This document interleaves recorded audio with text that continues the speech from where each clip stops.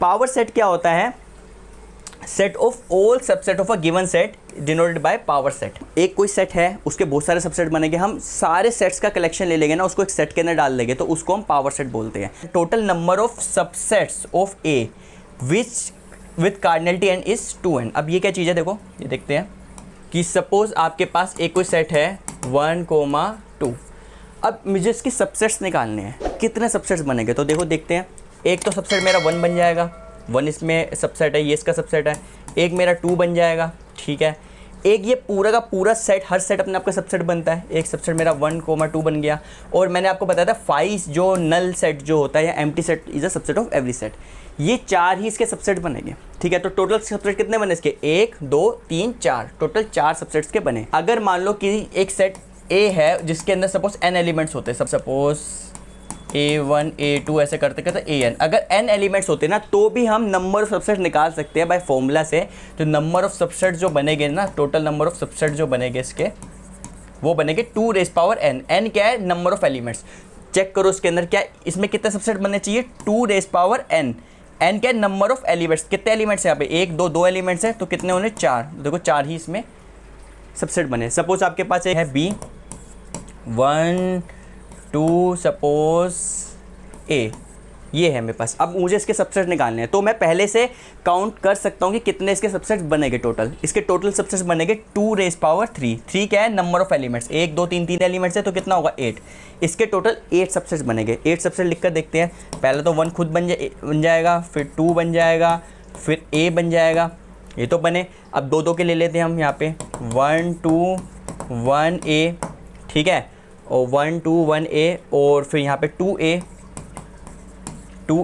और ये एक बार ध्यान रख लेना, जो सेट होता है ना उसके ना ऑर्डर मैटर नहीं करता। मतलब कि अगर आपका सेट मैंने 1,2 लिखा या 2,1 लिखा, ये दोनों सेम ही है, तो हम 2 बार नहीं लिखेंगे उसको, ठीक है। एलिमेंट्स मैटर करने चाहिए, मतलब एलिमेंट सेम होने चाहिए, तो set they are equal sets, ठीक है।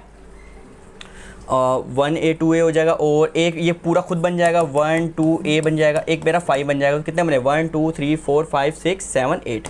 तो टोटल मेरे पास 8 इसके सबसेट्स बन गए, बढ़ेंगे। पावर सेट क्या होता है? Set of all subset. एक सेट बनाना है, उस सेट के जो ऑब्जेक्ट्स हो गए ना वो सारे के सारे सबसेट्स हो गए। तो मान लो इसको मैंने एक सेट के अंदर डाल दिया यहाँ पे, तो this will become your power set of A. इसको ऐसे डिनोट करते हैं, power set of A, power set of A. Clear है? मतलब कि अगर मुझे ए का पावर सेट यहाँ पे लिखना है, तो पावर सेट ऑफ ए क्या बनेगा? जितने भी सबसेट्स है ना उसका एक सेट बना दूँ। सेट का मतलब एक सेट बना दूँ, उसके अंदर एलिमेंट्स कर दूँ। अब ये एलिमेंट्स खुद इसके सबसेट्स है, तो इसको हम बोलते हैं पावर सेट। और पावर सेट कैसे निकालते हैं? 2 रेज़ पावर n, जो हमारे पास ये फॉर्मूला था कि total number of subsets of A is cardinality n is 2 rays power n, ठीक है। लास्ट पार्ट अब इसका करते हैं हम। कुछ इंपॉर्टेंट सेट्स होते हैं जो हमें देखना है, जो आगे हमारे यूज़ हो गए। पहला सेट होता है हमारे set of natural number. Natural number simple है 1 2 3 4, जैसे काउंटिंग वाले नंबर होते हैं ना 1 2 3 4 5 6 7, ये सारे नेचुरल नंबर में आते हैं, ठीक है। इसके अंदर जीरो नहीं आता, नेगेटिव नहीं आता, फ्रैक्शन वाले नहीं आते। इंटीजर्स आपके नेगेटिव आते हैं, पॉजिटिव आते हैं, और जीरो भी आ जाता है इसके अंदर, ठीक है। तो अगर सबसेट की भाषा में देखा जाए तो जो आपका नेचुरल नंबर है is a subset of integers, कि जो नेचुरल नंबर के जो एलिमेंट्स है वो जेड में भी आपके आएंगे, ठीक है। फिर आपके रैशनल नंबर आ जाते हैं, इसमें फ्रैक्शंस आते हैं। तो फ्रैक्शन मतलब कि जो नंबर, रैशनल नंबर को हम क्यू से डिनोट करते हैं, जो नंबर हम पी अपॉन क्यू की फॉर्म में लिख सके, वेयर जो पी क्यू जो है वो आपके जेड के एलिमेंट होने चाहिए। जैसे 2/3 आ गया, 1/5 आ गया, 6/7 आ गया, ये सारे के सारे आपके रैशनल नंबर होते हैं। और सारे इंटीजर भी रैशनल नंबर होते हैं। जैसे 3 है, 3 को मैं ऐसे लिख सकता हूँ ना, 3/1 लिख सकता हूँ मैं इसको। तो आपके जो इंटीजर्स है वो भी आपका रैशनल नंबर ही होते हैं। तो इसका मतलब क्या हुआ, आपका जो आपका जितने भी इंटीजर्स हो गए वो सबसेट ऑफ आपके रैशनल नंबर हो गए, वो सारे के सारे रैशनल नंबर भी हो गए, क्योंकि हर एक इंटीजर को मैं रैशनल नंबर की फॉर्म में लिख सकता हूँ। रैशनल नंबर क्या होते हैं? जो हम पी अपॉन क्यू की फॉर्म में लिख सके, where p q belongs to z and q is not equal to 0। यहाँ पर क्यू जो नीचे वाला 0 नहीं होना चाहिए, Q is not equal to 0, ठीक है।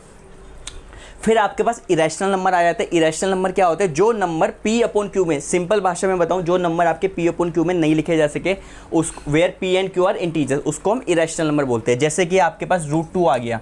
अब आप कहोगे √2 को भाई मैं √2/1 लिख सकता हूँ, बिल्कुल लिख सकते हो, बट पी और क्यू दोनों इंटीजर्स होने चाहिए। √2 इंटीजर नहीं है, इंटीजर आपके ये होते हैं, ठीक है। जैसे पाई हो गया, ये भी एक नंबर है, इरेशनल नंबर है, एक्सपोनेंशियल हो गया, ये सारे के सारे आपके इरेशनल नंबर है, ठीक है।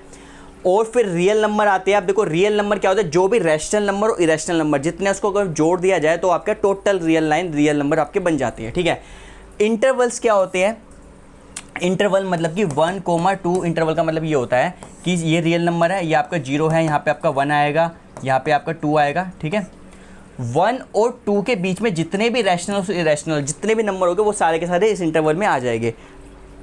राउंड ब्रैकेट का मतलब ये कि 2 और 1 को इंक्लूड नहीं करना, मतलब कि इसको मैं इंटरवल को लिखूँ, इंटरवल को लिखने का तरीका ये आपका ये होता है, सपोज मेरे को यहाँ पे 1,3 ये इंटरवल लिखना है, इसका मतलब वो वाले x लिखना है, x belongs to real number, this is the notation of real number such that 1 से तो बड़ा हो x एंड 3 से छोटा हो।